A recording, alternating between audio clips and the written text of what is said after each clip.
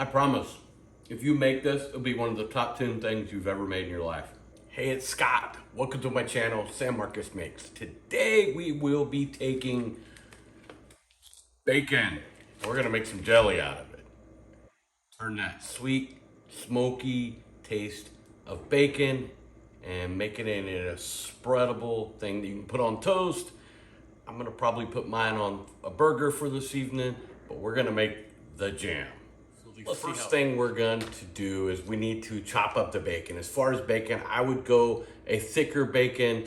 I'm using about 1.5 pounds. This is definitely scalable if you just want to get a regular package of bacon, but these are on sale, that's why I got them. So try to go a little thicker on your bacon if you can, but no huge issue if you can't find it. But we're gonna cut this into about 1-inch pieces. So you're gonna start with your bacon, and don't get too fussy about your size, but roughly 1 inch is all you're gonna need. Now you wanna start with a cold pan. If you start with a hot, you can very easily burn your bacon, but you want about a medium high, and your dish needs to be a heavy bottom pan, cast iron enamel, something like that you can really fry down this bacon. But start with a cold pan. We're gonna get all of that bacon in there, and we're gonna stir. You're just gonna keep stirring until this is golden brown. But it is gonna take about 20 minutes. You don't have to keep a crazy close eye on it, but just every once in a while get it to stir, scrape down the bottom. You don't want no pieces to be burnt. We'll show you what that looks like in just a second. While that is getting done, you want to cut 2 medium onions into a dice. After about 10 minutes, this is what it's starting to look like. We're definitely starting to get some browning, but still gotta go a little bit. You'll notice also that the bottom of the pan is starting to get some good brown bits going. Do your best to scrape them. We will be putting onions in here in a little bit, and that's gonna take care of a lot of that. But just continue to stir. Make sure we're not burning. We're just browning until everything is nice and golden brown. Maybe 5 more minutes. So while the bacon is finishing up, and it is super close, you want to get a bowl to capture the bacon grease. We're going to pour all this in there. So fine mesh strainer, however you want to do it. Also have your other ingredients prepped, because we're going in with the 2 onions next. I'm not going to measure too closely, but I need some balsamic vinegar. If you like a little more smoke, you can have some liquid smoke. You want about 1/2 cup of water. You want about 1/2 cup of brown sugar. You want that sweetness. And you want some bourbon if you're going to go the bourbon route, which definitely you want to go the bourbon route. We're going to get this off the heat, strain it, and then we're going to cook our onions. Let's do that. We're getting this bacon out of the grease. And I could just pour this in there, but it's just the hot grease and the hot pan and the heavy cast iron that a lot of times I'll just put it just like this. There you can see kind of the finish. That's what you're wanting cooked when it's done. Really nice and gold. Plus we have that wonderful bacon grease. We will use some of that. Not all of it, but some of it. All right, so we're gonna take our pan, and you'll see that it has nice brown bits, a lot of fond there. We'll get that scraped off. So we have 2 onions. We're gonna throw those right in there. Heat's about medium high. And we're just gonna saute these down good, 5-6 minutes just to get them good and soft. And ultimately there, we're gonna really get soft because we're gonna cook them down a little more than that. But for right now, just want to get some good color on them. Scrape down the pan. So those are nice and golden. So after about 5 minutes, you really got some good color on those onions. But I'm going to cook it just a little longer, maybe another minute or 2 before I add the water. All right, so cooking the onions for about 10 minutes. This is about where I want to add the water. The water is going to kind of really soften those onions. I could just cook and cook and cook those onions, but this will save you a little bit of time, plus deglaze that pan. So put the water in, get a good wooden spoon, and stir the bottom, get some of this off. Once it is kind of all absorbed, you are gonna have to start adding the next steps. So you can see a pretty dramatic transformation here.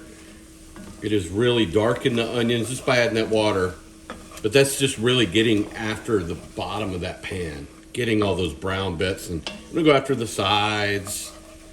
We'll let it go for a few minutes, and then we'll add the rest of the ingredients. So anytime after the bacon itself is kind of cooked down, this is kind of an optional step, but I like doing it and prefer doing it. I'm gonna put all of that bacon kind of on the cookie sheet. I'm gonna put all that bacon on cutting board, and I'm just gonna take my knife and just basically go over this and making some of these smaller pieces a little bit bigger. It's easier to do this after it's cooked than while it's cooking. You're gonna get a better bacon. If you cook with too small a bacon, it's gonna burn. So optional step, but if you want kind of big pieces in your jelly, you can leave it, bigger pieces, but I think you get a better outcome if you cut it into smaller pieces. Plus, this bacon grease is always good for your cutting board. I'm kidding. It's not a good oil for your cutting board. You'll have to clean that off. But just kind of run your knife through it a couple times. You don't want it to be nothing but crumbs, but just want to break down some of those really big pieces. So to finish this off, I'm gonna put this on a medium-low temperature. I'm gonna add 2 tablespoons of butter. We want that for the creamy. Yeah, we could add the bacon fat, but want that creaminess of the butter. It's gonna truly help your jam to taste better. We're also at this point going to add our other ingredients. So we want to add about a half a cup of brown sugar. Now you're making jelly and that may not seem like a lot, but when you cook an onion, you're pulling all those natural sugars out. So it's going to be sweet enough. The star is the bacon, not sugar. So we're going to continue cooking this. Let's add the other ingredients. So I'm not gonna really measure, but about a tablespoon of liquid smoke, about a tablespoon of balsamic vinegar,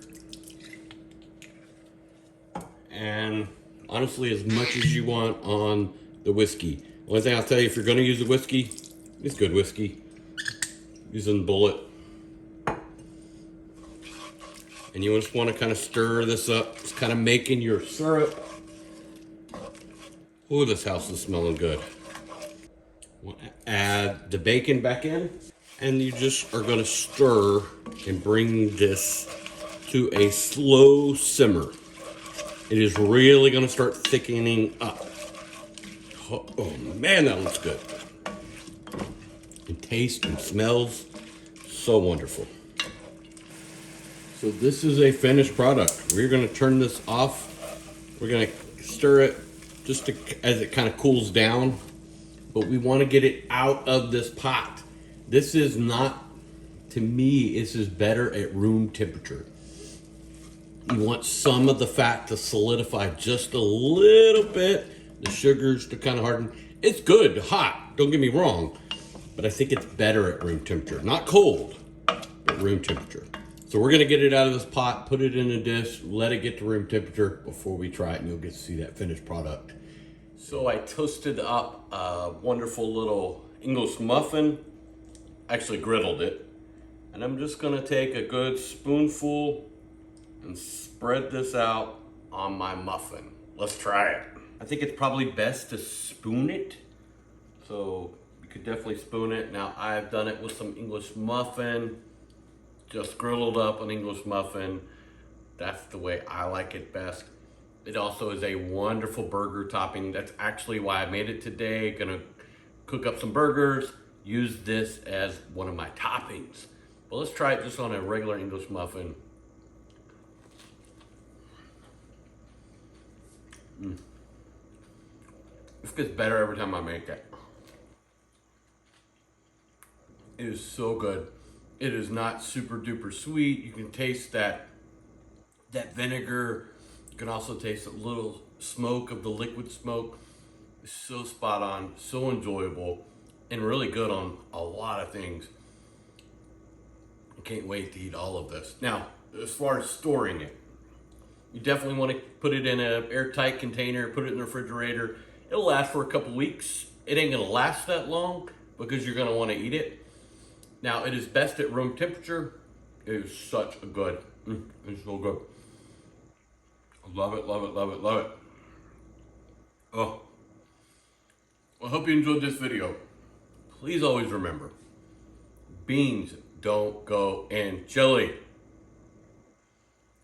Okra does not go in gumbo. But it is perfectly fine to put pineapple on pizza. Cheers.